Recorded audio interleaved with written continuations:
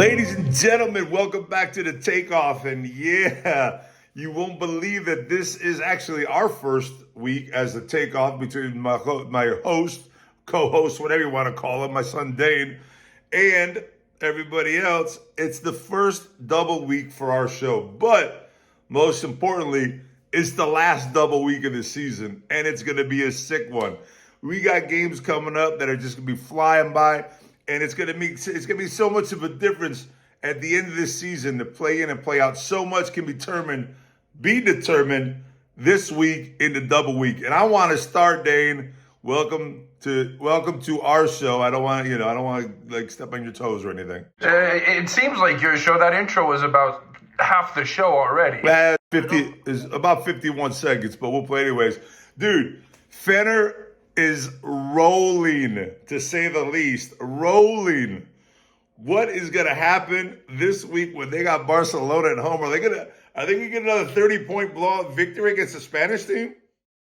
I mean, it seems like something that they love to do is beat up on the Spanish team so far. But speaking of double weeks, I know your ass isn't working double the time for this double week. That's one thing we got. Second thing I don't even have a game this week. They stole games from me. I should be in Valencia. You better bring it in the show. But else? Fenner, okay, we got Fenner, but really this isn't a Fenner Barca. This is the return of Saras playing against Barcelona because there's a whole lot of bad blood there. And that dude doesn't need any sort of extra motivation to get his blood boiling. He's already a hot fuse waiting to explode on the sideline. And you know, I don't know if you heard some of the quotes over the last couple of days, but he's been critical of some of the people he used to work with at Barcelona, telling them that they've gone to the press and they've been running their mouths and stuff like that. I'm guessing that a lot of the Barcelona tickets had to be canceled to Istanbul once Saras got the job, because he's not joking around right now. Ever since the break, this has been the hottest team in the league. I mean, they're averaging 106 points, record-breaking game against Valencia last week. They've had record-breaking games every time you turn around. One day it's points, next day it's threes, next day it's assists, next day it's three-pointers made. Listen, since their 11-point loss to Panathinaikos, which was on February 9th, they've gone 10-0 between the Euroleague and the Turkish league. In that time, they won a Turkish Cup against their crosstown rivals, Anadolu, which is a huge victory no matter what. But they've averaged 97.6 points a game in those 10 victories. This team is setting records. And let me tell you something. As you said about Saras, I mean, we love him. We're scared of him sometimes, but we love him to death. And I'll tell you what, if he gets a chance to blow out Barcelona, oh my Lord, he's going to beat them by 30.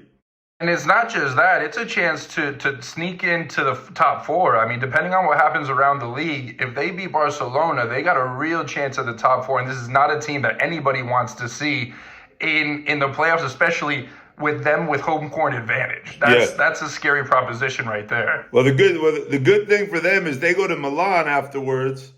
But Barcelona goes to Panathinaikos. Yeah.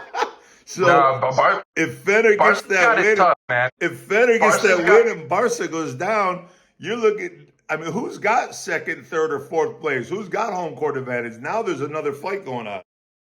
Just kind of those little individual races going on, all the chunks throughout the standings. And let's take a look at the standings. Let's go down to 7 through 9, because that seems to be, those teams are already in, I think. But you got 4 or 5 teams, that chunk teams that we always talk about week after week. Partizan, somehow they moved into 10th place, even though they lost 4 of their last 5. Baskonia are just tanking. Bayern, you kind of see them in there right now. You got Milan as well. I mean, that's a hot race going down to the wire. But yeah, you remember, you just mentioned 2 teams that are really important. That's Partizan and Baskonia, and they're facing each other this week. The crazy thing about this game is because right now, Partizan is just sitting there where Baskonia kind of feels comfortable, not in the driver's seat, but they need this win because then they got another tough game at Zalgiris. But they have a 1-point advantage in that first leg. So pretty much the winner of this game is going to win any potential tiebreaker that's going to. And man, I know we talk about Cody Miller McIntyre all the time, but have you been watching between the Spanish league and between the Euroleague and I don't know other league? Marcus Howard is doing his best. 37? He's doing his best impression of Stephon Curry, isn't he? He's jacking threes from everywhere. I love watching that kid play. If teams don't get him in foul trouble, if Partizan can't get him in foul trouble, he'll knock down 30 on you. Partizan needs to wake up. It's as simple as that. I mean, they've had their chances. You said it last week. This isn't the same Partizan team we saw last year. No, I mean, you can quote me all the time on this for the whole rest of the show. It'll be the smartest thing that you say, and probably the smartest you sound in a long time. Partizan, they've lost 4 of their last 5, and they do have the 4 of the last 5 games at home, which is great until you look at the competition they've got. Against who? Yeah, they've got a gauntlet of a competition of teams coming through. Olympiacos, Madrid. It's not a fun Baskonia. time. This is a must-win for Partizan because you talk about the race that they're in with Baskonia. I think Baskonia is a little ahead of them. But the Serbs, I mean, coming into tonight, into this week, they've got a double week. Who is it? They're playing Partizan and Real Madrid. They got Real Madrid at home. This is a must-win for them, and for Baskonia. It's a must. What are you talking about? It's a must-win for Baskonia. Well, yeah, because they got a lot of travel this week. They got a double week in Serbia and Zalgiris, which it would say Zalgiris would be the easier of those games to win. Yeah, right. But not on the second end of a doubleheader. That arena is going to be sold out as if they were fighting for 4th place. You know, the fans are showing up for that game no matter who they play, and they want to beat Baskonia and get it done and over with. They ain't fighting for 4th place. I'll tell you that much. So neither of these two teams right here we're about to talk about. This is a do or die game. This is a do or die game for Partizan, though. It's do or die. I mean, you said. I mean, Partizan have still some chances to come with those home games coming up. One team that doesn't, 2 teams that actually don't have options later on are Valencia and Bayern Munich, because those teams are hanging on by a thread. But why don't you go back a couple shows and quote me then when I said that Valencia was done if they didn't beat Bologna? And what's happened since then? Blowout against Barcelona. 30-point loss. The nail over the hammer. 30-point loss to Fenerbahce. And now, stop watching. The last chance, the last bit of life, the last bit of breath that Valencia has is a home win against Bayern. And I don't see it happening, man. Bayern won that first round by 1 point, 85-84. So again, they did that right after Christmas, and this game's coming right before Easter. So Bayern's looking for that double gift this year. I just think Valencia's done after the Bologna game. The 30-point blowout mentally, this is their last chance. This is it. I'll give them this chance, but it ain't happening. Well, you might give them it, but this is going to tell us if they've thrown in the towel or not, because there's a good chance that Bayern just goes in and wipes them out, depending on how they come in physically, but like emotionally as well, because this isn't always mentally the strongest side. And Bayern, I think they got a little more motivation. I think it's hard to come into a game like this when it's a must-win, when you've been playing as bad and poorly as Valencia have. But Bayern look a little better. They look a little better. They struggle on the road, though. I think they've got 4 wins on the road and 1 since the start of this new year. Yeah. And it was against Alba Berlin. Other than that Partizan win, which was a total fluke. I don't know how they won that. I don't know how Partizan lost that game. Total fluke. But this is Bayern team that I see them getting better when who wants to win? Who wants that 10 spot? Because it seems like nobody wants it. Everybody keeps losing and losing and losing. And honestly, we aren't talking about this enough, but whoever gets that, they're going to get wiped out of the play-in, I think. Nobody, once they get in, it's something. What do you mean get wiped out of the play-in? They'll be playing against, if you get into 10th, you're playing against a 9th place team. What's the big deal? They're going to get wiped out. There's an echelon of quality in the rankings right now, and those teams fighting for 10th place, they're going to get to the finish line and be exhausted for the play-in. Yeah, I don't know. I think the top 16s are pretty much secured. I think unless Barcelona screws around and loses both games this week, that could be an issue for them. That could change things in the top six. But I don't see Fener going anywhere. I don't. I mean, Monaco's not going anywhere. Their schedule looks relatively easy. But like you were talking about, Valencia, Bayern, Milan, Efes, who shot themselves in the foot again.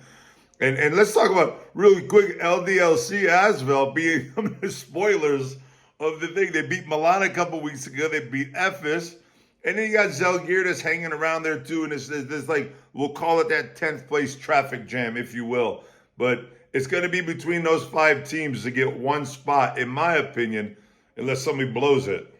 It's too bad for Asvel that the season doesn't start in February because they'd be the top team. They'd be the Euroleague favorites coming. I mean, coming into the final stretch of the season. Three coaches later, though. Yeah, well, speaking of Monaco, though, are they the best team in the league right now on an 8-0 run, eight game win streak? Is this the best looking team right now? I think they're the team to beat right now. If you look at what Madrid's done over the last month or 2 months, and you look at what Barcelona's kind of been inconsistent. I mean, Virtus is. I mean, I don't know what's up. Virtus is like I said, get over Virtus. Virtus is just paying. The dividends of their home court advantage are paying off right now because they got to 17 quickly, but they've been stuck there. Playing's going to be sick. I don't know who's getting there, but it looks like I think you got three teams pretty much secure. Maccabi's going to be in it. I think Virtus is probably going to be in it, and Baskonia is most likely going to be in it. Who's your last team? I think it's got to be Partizan. With them having home games, the rest of the pack not looking that convincing. Bayern might get there. Milan's done. Valencia's done. I think it's Partizan, but Bayern could surprise everybody, and it's that game in Belgrade that might be what gets them into the playoffs instead of Partizan. And who doesn't want to see Bayern end up in 8th place and have a playoff against Real Madrid? Pablo Lasso in the house, coming back to the Wiesling Center. And you love a good story. And imagine Pablo sweeping Real Madrid 3-0. Think about it. That would make a lot of people very angry around our neck of the woods. But hey, that might give poor Pablo another heart attack if he does that. It might give us all a heart attack. He'll give a lot of people a heart attack if he sweeps Real Madrid 3-0. That'd be great. Hey, Daners, great hanging with you, my man, on the takeoff. Any last words? I'm out. I'm done. I'm looking forward to playing. I want to go eat me some dinner right now.